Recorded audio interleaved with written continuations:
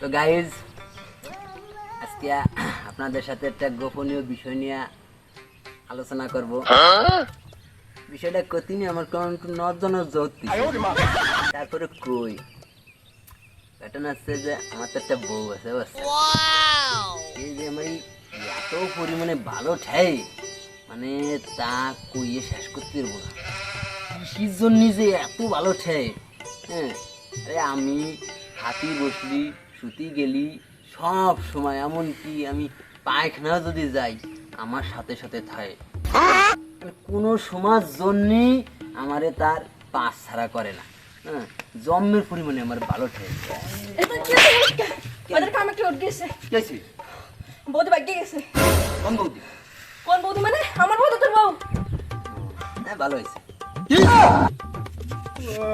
আরে আমার বউটা চলে গেছে।